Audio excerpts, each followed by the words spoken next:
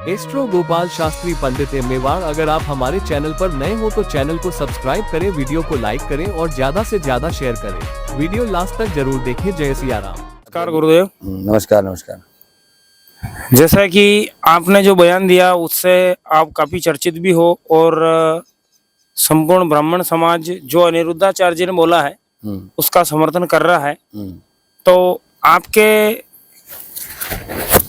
अनुसंधान के हिसाब से आने वाला भविष्य भारत का किस प्रकार से रहना चाहिए, और अगर इसी प्रकार से रहता है तो आने वाले समय में क्या होता है, जरा हमारे दर्शकों को बताइए। पहले तो भारत की भूमि के हमारे तमाम गुरुओं को, ऋषियों, मुनियों, सिद्धों, संतों, महात्माओं का नमन। इस प्रवाहमान परंपरा के जितने भी आचार्य गण हैं सबको सादर नमन।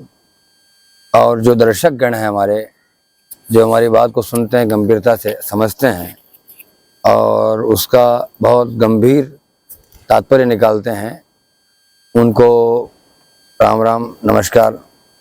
जो आप जो कह रहे हैं अभी कि आचार्य अनिरुद्ध और प्रेमानंद जी के समर्थन में संपूर्ण ब्राह्मण समाज समर्थन में आ गया है।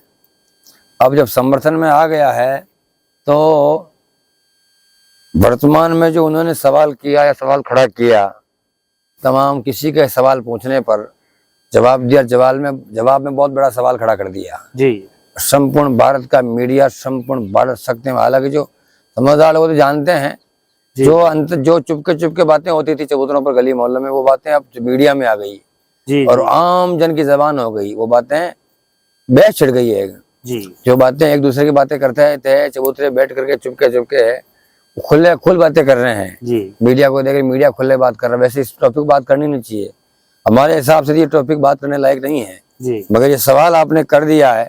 और जहाँ तक सवाल अनिरुद्ध और हमारे प्रेमानंद जी महाराज का है, उनके अगर कोई खिलाफ षड्यंत्र प्रोपेगेंडा होता है तो उनके जवाब में हम कह देना चाहते हैं कि उन्होंने केवल दिखाया आईना, दर्पण दिखाया है। क्या काम उनको, क्या काम हमको, किससे, हमको किससे क्या काम है?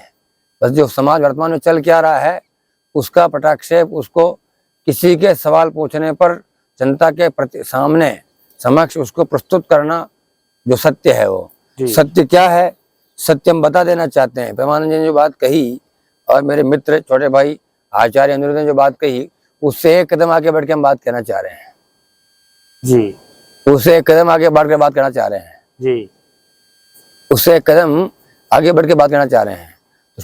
आगे कहना ये चाह रहे हैं कि प्राचीन काल में भारत का स्वरूप क्या था, वर्तमान समय भारत का स्वरूप क्या है जी।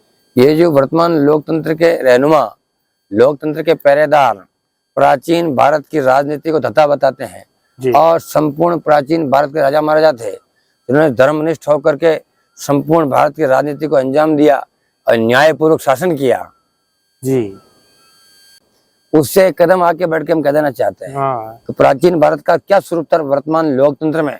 ये जवान लोकतंत्र कह सकते हैं, बूढ़ा लोकतंत्र कह सकते हैं जी। ये बूढ़ा लोकतंत्र हो गया है, या आजाद हिंदुस्तान के 80 वर्ष के बाद भारत का भविष्य और भाग्य क्या है जी।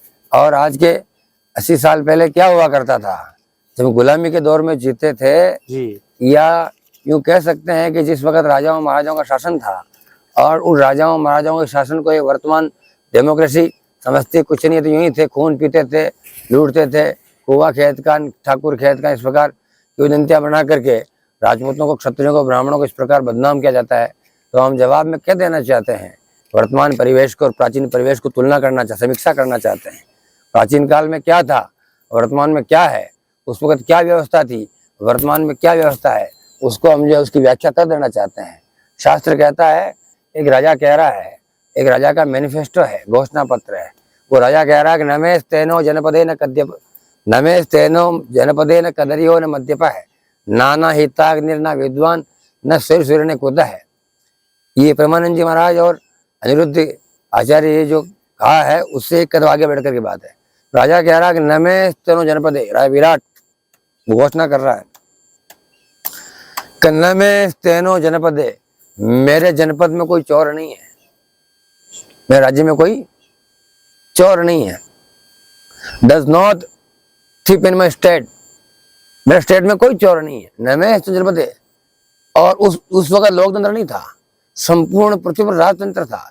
राजतंत्र के दौर में एक राजा मैनिफेस्टो में ये घोषणा कर रहा है, घोषणा पत्र में ये कह रहा है, पहला पॉइंट, मेरा राज्य कोई चोर नहीं है।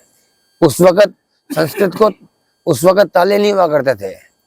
25 साल से 30 साल से हम संस्कृत से हम संबंध रखते हैं जी। इसके अध्ययन अध्यापन में लगे हुए हैं 30 साल से। हमें आज तक मालूम नहीं है संस्कृत को ताले को संस्कृत में क्या कहते हैं। हमें आज तक मालूम नहीं है कि ताले को संस्कृत में क्या बोलते। उस वक्त जब ताला था ही नहीं, जब संस्कृत थी उस वक्त ताला ही नहीं था, तो ताला शब्द डेवलप ही नहीं हुआ था, ताला टेक्नोलॉजी नहीं थी। अर्थात सब खुले में था, सब लोग पारदर्शी थे, चोरी नहीं करते थे। अच्छा। तो न मैं राजा कह रहा कि मेरे जनपद में कोई चोर नहीं है। और वर्तमान लोकतंत्र में 80 साल के लोकतंत्र में आजाद हिंदुस्तान में हिंदुस्तान का हर आदमी चोर हो रहा है, भारत का हर आदमी चोर बना हुआ है। हाँ। हर आदमी चाह रहा है 2 पैसे कहाँ से मिल जाए पकड़ के, हर आदमी चाह रहा है। तो ये उपलब्धि है, डेमोक्रेसी आ गई, भारत आजाद हो गया, ये उपलब्धि है क्या डेमोक्रेसी की? हर आदमी को चोर बना दिया गया, हर काम में फर्जीवाड़ा। देखो ना, हर काम में फर्जीवाड़ा, हिबापोती करनी, हर काम में पैसा लेना, काम कितना हो रहा है क्या है वहां जान रहा है। तो उस वक्त न मैं न कदरियो न कदरियो, उस वक्त कोई जुआरी व्यक्ति नहीं है संपूर्ण भारत में। अच्छा। जुआरी था ही नहीं। वर्तमान दौर में आजाद भारत में 80 साल के लोकतंत्र में हिंदुस्तान का हर युवा लगभग 95% युवा जुआ खेल रहा है। तो वो कह रहा है कि न में तेनो जनपदे न कदरियो न मद्यपा है, नाना हिताग्निर न विद्वान न स्वयं न कुछ। न में तेनो जनपदे, मेरे जनपद में कोई चोर नहीं है, वर्तमान में चोर भरे पड़े हैं। न कदरियो, वो कह रहा है कि मेरे राज्य में कोई जुआरी नहीं है। वर्तमान दौर में हिंदुस्तान की 90% आबादी जुआ खेल रही है। जो भी जुआ मोबाइल पर खेल रहे हैं, ये 3 पत्ती ऑनलाइन रमी जूडो फूडो लूडो जो भी है, जो क्या है, जुआ ही तो है। शेयर मार्केट जुआ नहीं तो क्या है, स्टॉक मार्केट जुआ नहीं तो क्या है। जुआ अर्थात बिना पुरुषार्थ के बिना परिश्रम के कमाया गया धन जुआ है। परिभाषा ये है। हाँ। बिना पुरुषार्थ के कमाया गया धन जो होता है उसकी बहुत दुर्गति हो जाती है, धन की भी उसकी भी, साथ रहने वाले। अच्छा। ऐसा होता है। सिद्धांत बदला नहीं करते, थोड़ी नहीं बदलती है।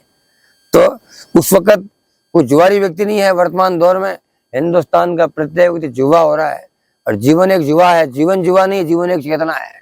सब जुआ समझ बैठे हैं। और कोई सट्टे में लगा रहा है, कोई क्रिकेट में, कोई सब लगा रहे हैं, इनाम खोल रहे हैं, वो लॉटरी खोल रहे हैं, वही जुआ ही तो। और क्या है, समूह खोल रहे हैं, क्या है। तो और न मद्यपा है। राजा उस वक्त घोषणा कर रहा है कि मेरे राज्य में कोई शराबी आदमी नहीं है, कोई मद्यपान नहीं करता है, कोई मद्यप नहीं है, कोई शराबी आदमी नहीं है। उस वक्त जब राजाओं का राज था, जब क्षत्रियों का राज था, जब राजपूतों का था, उस वक्त का किस्सा है, कोई शराबी आदमी नहीं है। और वर्तमान दौर में भारत का प्रत्येक युवा शराबी हो रहा है, और सरकारें शराब को प्रमोट करने के लिए, युवाओं को नशेड़ी बनाने के लिए ठेके खोलते हैं गलियों में। आजकल तो जहाँ पानी की बोतल नहीं मिलती, पीने का पानी नहीं है, वहाँ शराब का ठेका खुल गया है। समझ जाइए, गली ठेके खोल रहे हैं। भारत के बच्चे नशेड़ी बन रहे हैं, किधर जा रहे हैं, क्या होगा इसका, क्या होने वाला क्या है। अब आप अंदाजा लगाइए, जिस बाप के 4 बेटे चारों शराबी हो जाएं, उस बाप का उस घर का क्या होगा, वो खत्म हो जाएगा। ये है सिद्धांत। सही है। तो हालत ये है। तो अब सरकार दलील देती है कि इसे रिटर्न आएगा, राजस्व आएगा, पैसा आएगा। ऐसा पैसा किस काम का? हमारा बच्चा शराबी हो रहा है, अरे मुझे 10 रुपये कमा के दे रहा है, तो वो किस काम का प्रोफेसर? तो राजा विराट और राजा घोषणा कर रहा है कि मेरे राज्य में कोई शराबी नहीं है। वर्तमान दौर में शराब गली में बिक रही है। दूध दही गलियन में डोले, मदिरा ठोर बिकाएगो। दूध दही लेके आएगा न कलयुग में, दूध पहुंचेगा, दूध को नकली लाया है, पानी में लगा लाया है, क्या है, और मदिरा जहाँ लेके बैठ जाएगा, बिक जाएगी। ये आदत कलयुग की। तो ये शास्त्र कह रहा है। और उस वक्त राजा जो है कह रहा है कि मेरे राज्य में कोई शराबी नहीं है। वर्तमान में शराबी की भरमार है। नाना हिताग्निर, उस जमाने में ऐसा कोई घर नहीं है जिस घर में अग्निहोत्र नहीं होता हो। अच्छा। जिस घर में अग्निहोत्र नहीं होता हो, ऐसा कोई घर नहीं है। प्रत्येक घर में रोज हवन होता है।